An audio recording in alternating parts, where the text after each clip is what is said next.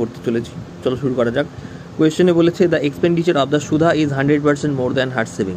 তো 100% বেশি এক্সপেন্ডিচার সেভিংসের থেকে। তো সেটা আমরা আগে লিখে ফেলি, সেভিংস এক্সপেন্ডিচার বলেছে 100% বেশি কি কিসের থেকে? সেভিংসের থেকে। তাহলে সেভিংস যদি এক্স হয় তাহলে এক্সপেন্ডিচার কত হবে?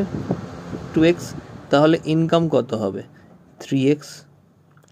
ওকে, তো এবার বলা হয়েছে if our expenditure decreased by 2%।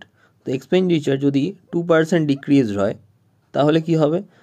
2x into 0.98 দিয়ে গুণ হবে, কারণ 2% মানে হচ্ছে ডিক্রিজ মানে 100 মাইনাস 2 মানে 98 বাই 100। তো এটা কত হবে?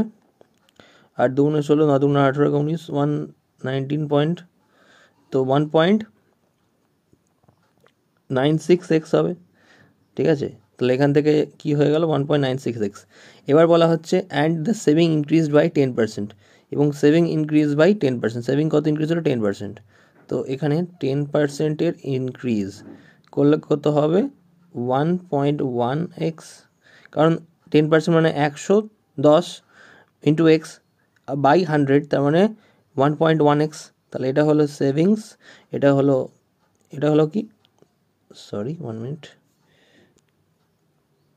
এটা হলো সেভিংস আর এটা হচ্ছে এক্সপেন্ডিচার।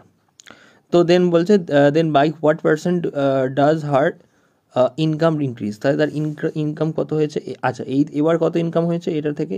এখানে এই সেভিংস আর এক্সপেন্ডিচার যোগ করলে আমরা ইনকামটা পাবো। আমরা জানি যে savings plus income equal to saving plus expenditure, এই দুটো যোগ করলে আমরা কি পাই? ইনকাম পাই, তাই তো?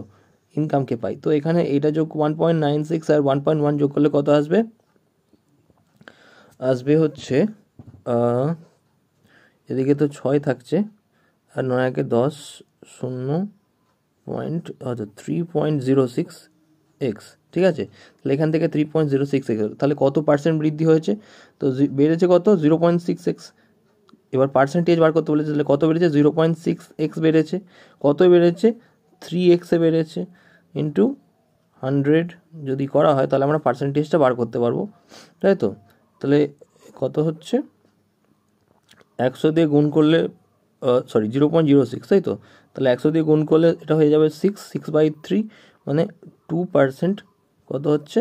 বৃদ্ধি হয়েছে। তাহলে 2% হয়েছে বৃদ্ধি, 2% ইনক্রিজ হয়েছে। এটাই উত্তর।